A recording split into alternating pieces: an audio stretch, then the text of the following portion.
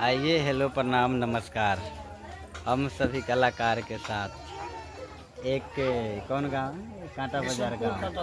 जी, रसलपुर कांटा बाजार गांव का कार्यक्रम अभी संपन्न हुआ है और दूसरा कार्यक्रम है अभी लक्ष्मीनिया में।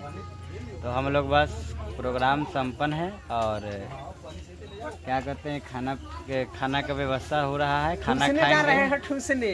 क्या करने जा रहे हैं? ठूसने जा रहे हैं। ठूस करके तब जाएंगे दूसरे प्रोग्राम। ठूसने जा रहे हैं। तो चलिए मास्टर साहब, आप लोगों को तो दिखेबे करते हैं कि कुछ न कुछ कॉमेडी होना चाहिए साथ साथ, तब जीवन में रंगत लाता है। और हम लोग खा करके निकलेंगे। यहीं पर देखिए पीछे साजबाज है, वहाँ मंडप है और उसी के पीछे साजबाज है। यही बॉक्स था और यहाँ हम सभी कलाकार हैं। बस अब यहाँ से खाएंगे निकलेंगे, क्योंकि अब अगला फ़ोन भी आ गया हुआ है यहाँ से आने के लिए।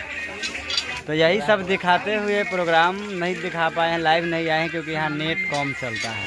कभी आता है तो दिखाने का प्रयास करते हैं। मिलते हैं नेक्स्ट प्रोग्राम में। जब तक के लिए लव यू, थैंक्स, धन्यवाद।